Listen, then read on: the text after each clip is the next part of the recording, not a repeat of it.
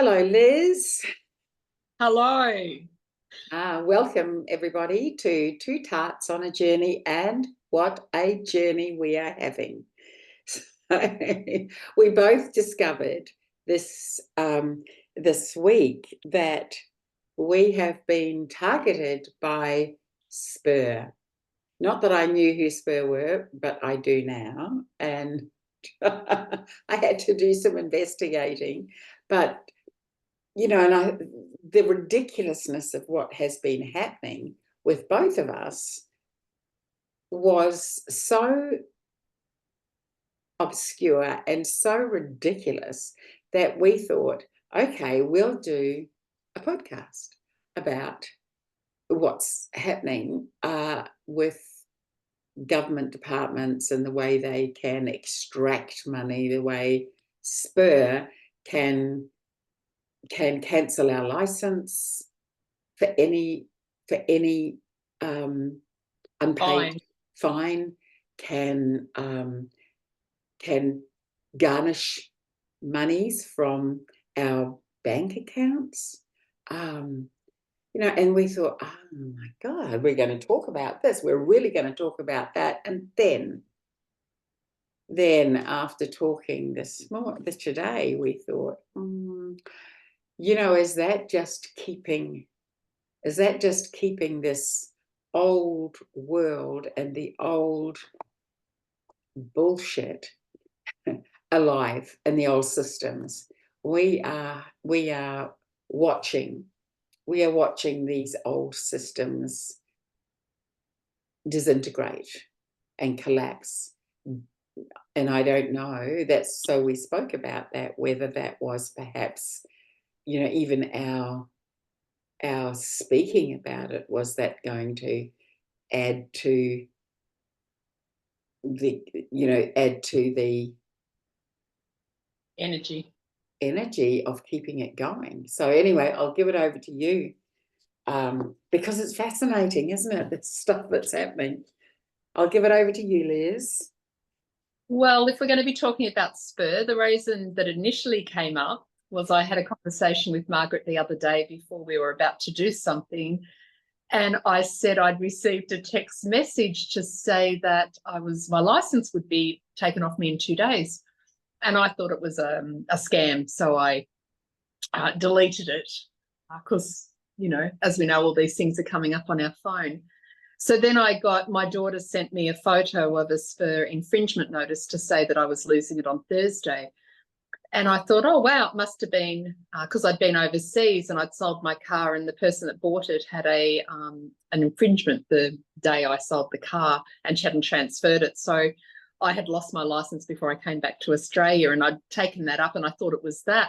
But no, surprisingly, Spur, who has always been a traffic infringement department for unpaid fines of anything to do with your car and road, now has the power for any fine to take your license. So when I rang them, I found that they were going to take my license off me because I hadn't voted in April of 2023. So I said, well, how come you didn't fine me before this? And they said, well, it was going to the other addresses. And I said, well, my license was updated before I left Australia. And I said, how do you have the power to take my license off for an unpaid fine? And she advised me that some government officials sat round a table and made it a requirement or a law without legislation that they now had the power to garnish and take your wages off you for any fine, road or not.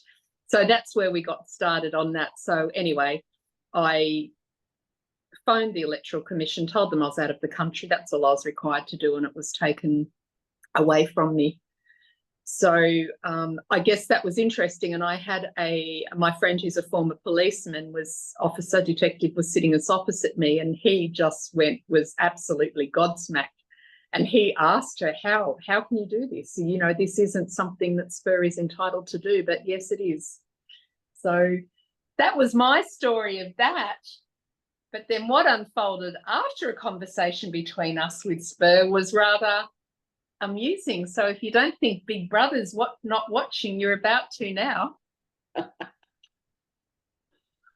Oh, absolutely. Because the same day we had that conversation where we thought, okay, we'll really, expose this and talk about this on our podcast.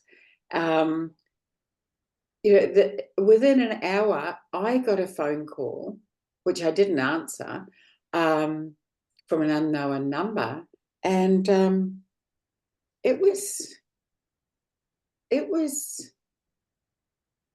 when I heard the message, it just said that it was Spur, and I thought, oh, this is bizarre. It must be a joke. Yeah, Liz must be doing this. So I thought, oh, I'll ring back. So I rang back, and they said that I had fines from 2019, and I owed them nearly $4,000. And so I thought, okay, that'll serve me right for laughing. So anyway, after all sorts of interesting conversations with the transport department, and the fact that I hadn't changed one address, so hadn't received any mail. Everything's too late now to change or to be reissued with these fines, and so yes, so they'll be paid the minimum $1 at a time until I pay it off. But Yep. It's just bizarre that they just said no, and I said, but I never received anything, and I never received any notifications. They said, well, that's not our problem. That is not our problem. You owe us this money. So I thought, okay, all right, it's only money. So then that's when I thought, oh no. What I did do was I listened. I was saying to Liz, I listened to an extraordinary podcast between Ann Tucker, who is an American channel, who I forget what she actually calls herself, but she channels the specific messages from the angels. And I now, after I had an extraordinary experience, actually physically seeing angels with a friend of mine in Bali. So I will never question. I'll never question again the reality of these beautiful energies, because I did question it before that.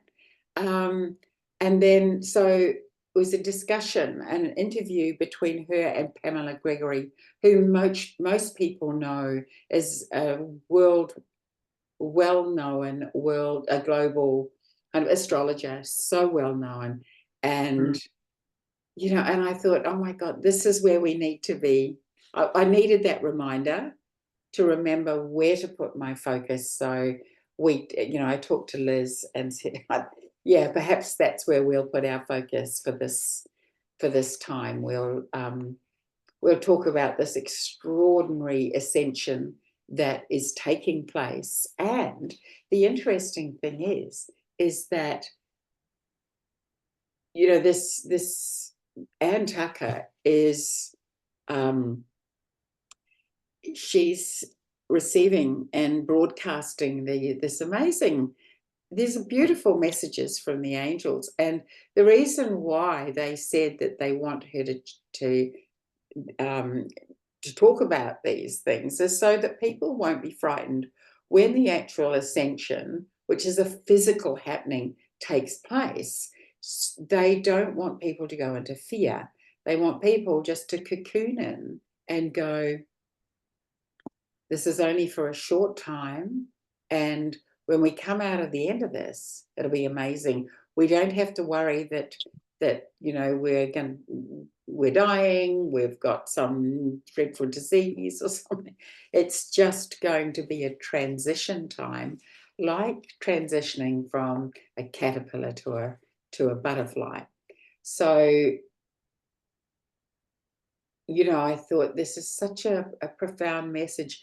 The great thing is that this interview took place on the 15th. I'm sorry, I'm hogging all of this, Liz. It took place this week on the 15th, and Ann Tucker wanted to see if the messages that she was giving were aligning with the astrology and with all of what was happening with the planets and everything. And Pamela Gregory was talking about the fact that very, very shortly I don't know who was doing what, planet was doing what, but that there was going to be a major, major global event. And she goes, like a cyber attack, or it'll be some sort of big thing that's going to affect everybody. And then 2 days later, what happens? Microsoft, does something, and everyone's computers are down. There was, airports were closed, all sorts of things happening. So Well, it's still like I'm not on my computer, and I actually went into town yesterday to Petbarn, and I had to have a laugh because all through COVID, the bottle shops were deemed a necessary emergency or whatever it was that they could. But first choice beside Petbarn was closed due to Microsoft down. So I couldn't have laughed, but I found that rather amusing that it was an emergency service, but it has gone down from a cyber attack that they couldn't open. But it was interesting because that was the day we were going to be doing the podcast, and we couldn't get the computer going. Couldn't get on. Couldn't get out. That's right. Yeah. So it was that day. But the interesting thing was too is that just by the by, she was talking about how the animals will manage going through this, and it was so beautiful. She was channeling, how the animals would cope because humans wouldn't cope, and and the angels were saying that not to worry about the animals because the animals are such a high vibration anyway that it wouldn't even impact them. But they would come out, and our pets especially would come out where they could actually would feel closer to them if that's ever even possible, but also where they would actually be able to read us a lot easier than they do now, but also that we would actually be able to start hearing their thoughts. So I thought, wow, that's beautiful because but also that after this big shift, we would not be able to cage them. We would not be able to keep them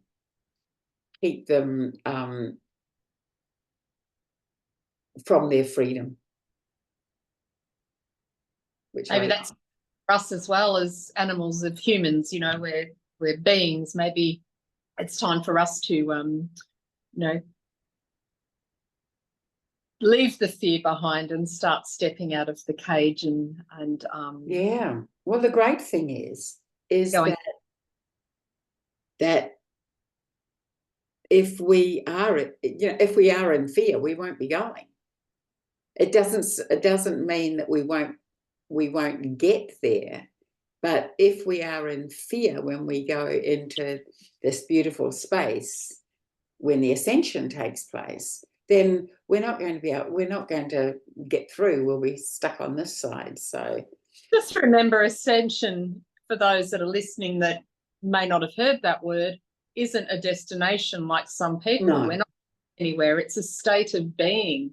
So it still comes back to what we talk about of, trust and love and compassion and all the things we're needing to come back to, which is also letting go of fear, which, starting this conversation about Spur and about how they're, I guess, the dark, I will say, or, because they're all crooked, are fighting back, basically, because, I said to Margaret, I walk the talk, I will stand my ground. If something's not serving humanity or myself, I'm not going to play into it just because it is. Hmm.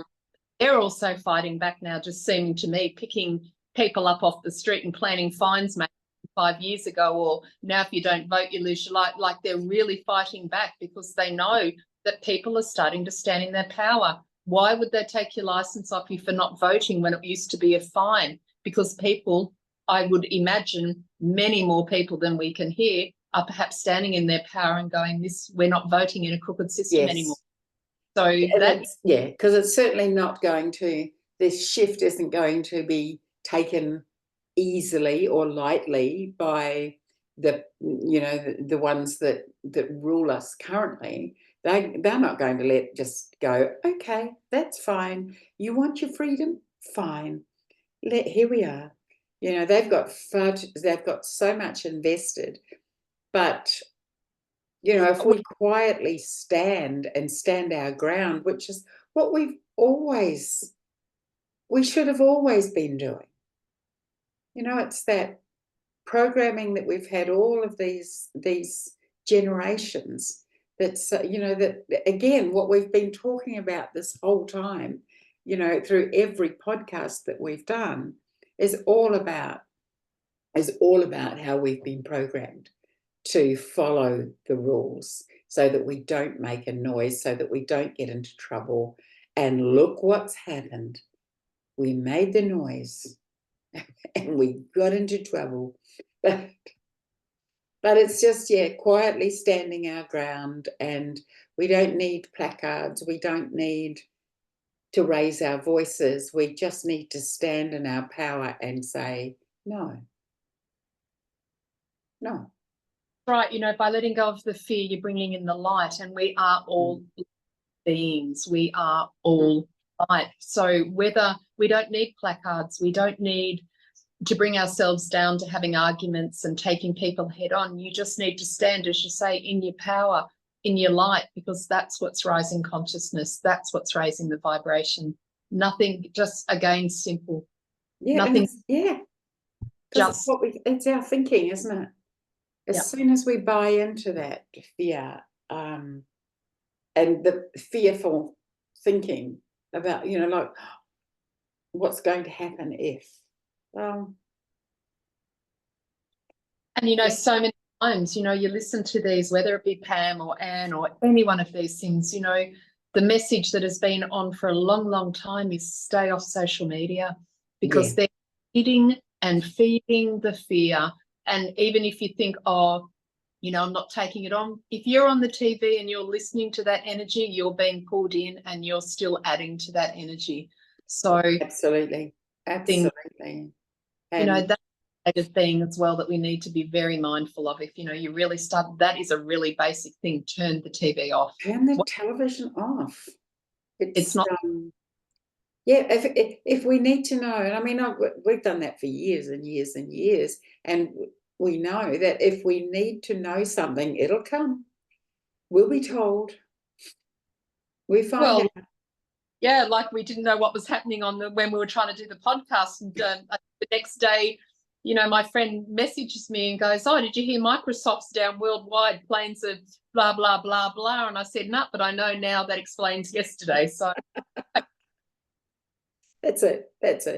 It's not, well, for us, it's not life changing. It may be for others, and it's interrupts all sorts of things for other people, and that's, I can respect that. But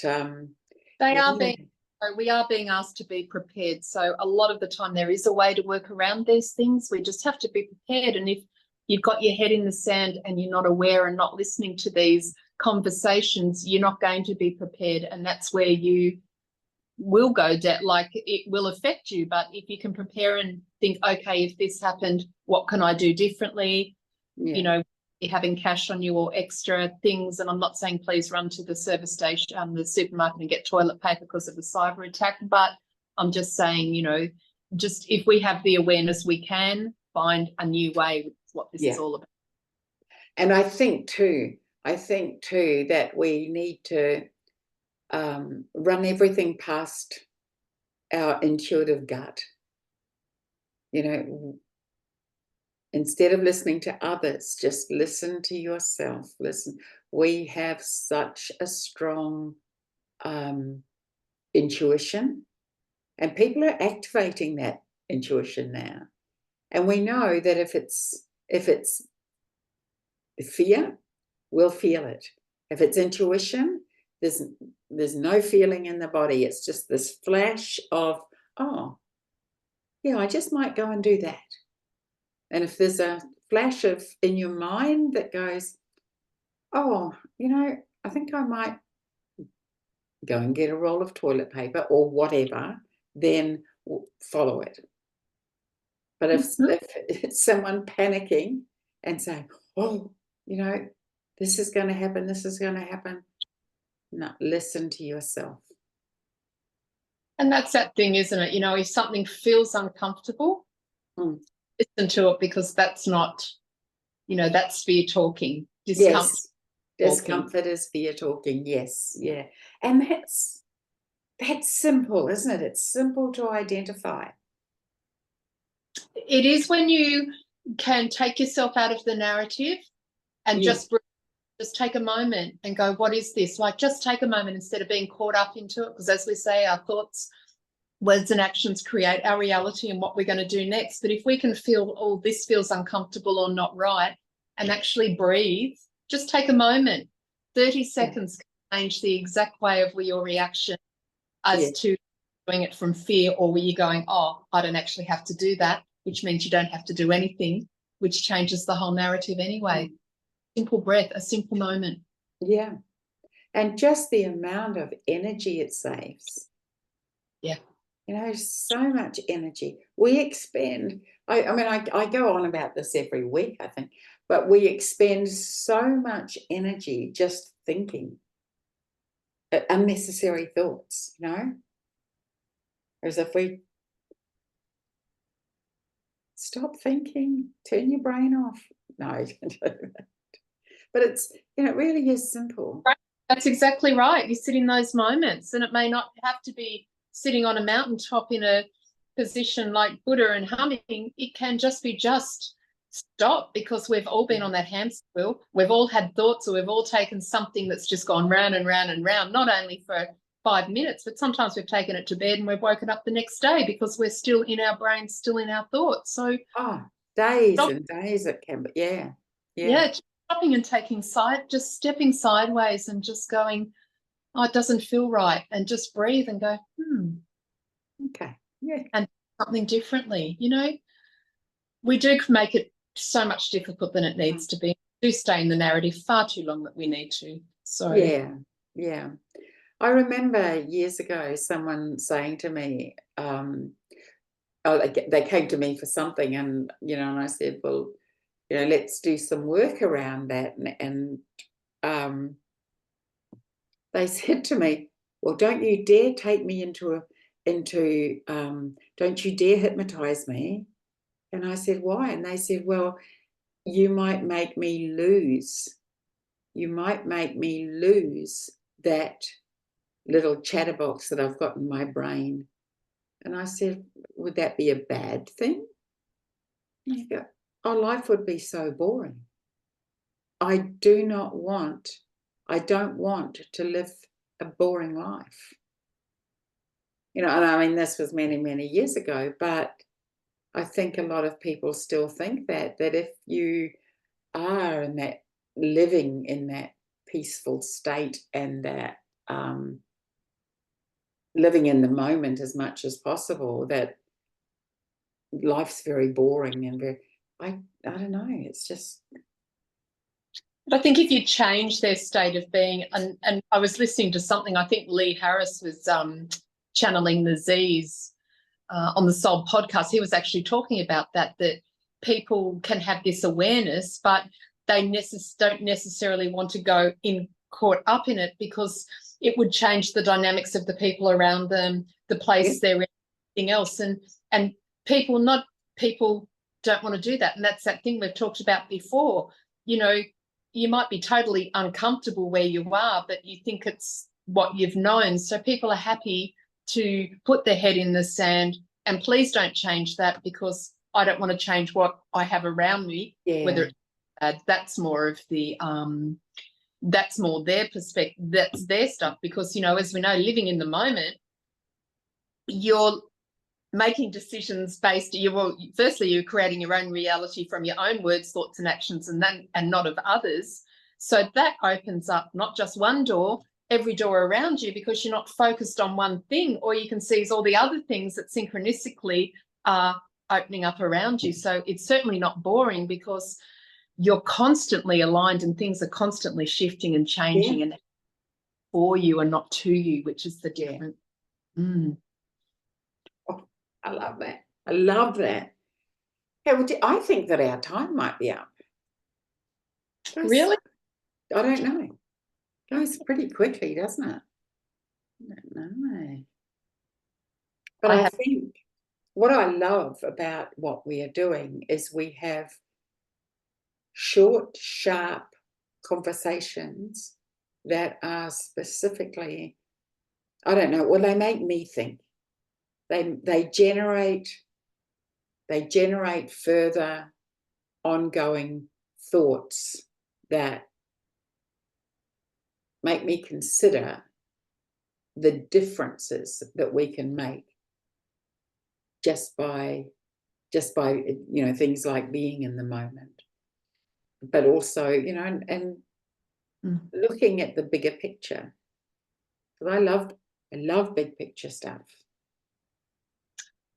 Well, that's it, isn't it? You know, this is all about now just taking our power back, but just questioning whether it feels right or it doesn't feel right. And that's why these establishments are falling down, because for so long we've been told what to say, think, and just to be able to sit back with a self-inquiry and listening to things and people and finding that like-minded tribe where you can actually start questioning and going, oh, what am I doing it for? Am I doing it because it makes me feel good? I'm doing it from my passion, or am I doing it because I don't know another way, or this is the way it's always been? Yeah, absolutely. Yeah. And is it getting a need met? You know, everything, that's what I love. I mean, every single action we take is to get a need met. So I was like, oh, okay. Can I get a, you know, I used to do that. I used to think, oh, I'd start talking to somebody and telling them something that had happened. And maybe it was, you know, maybe it was something that was happening with somebody else. And I'd stop and I'd go, what am I doing? Why am I, you know, telling someone this? What am I needing from this? And a lot of the time it was like validation that I knew better than somebody else, or you know what I mean? Just little ego things that we do not need to do anymore. You know, we don't need to do when we are in our, you know, when we are empowered and know that we are standing in our own power and our own self-belief. By bringing it us and not outside of us. Back to us, yeah. Yes. Oh, well, I think that we have done our thing. Oh, I really enjoy these conversations, and you know, I'd love to hear from people who I notice that people are starting to you know, catch up on them now, which is really good. I had a lovely lady call me the other day and said, I'm listening to your podcasts, and that's great. It's really good. It's making me think, you know, so it's great. You know, if we can make a difference to one person and it'd be good them talking, is happening to other people, especially on our theme today of spur or things like that. Is it happening? If it's happened to me and then you on the same day, how many people, let's bring some light on this and bring it out in the open by talking about it. Yes. Has it happened to you recently? Is there something going on along those lines as well? Be interesting. But that's where the awareness begins, bringing it out. It does. It does. Okay, my lovely. So nice to see you. This beautiful Sunday. I will talk to you. Goodbye, everybody. We'll talk to you soon.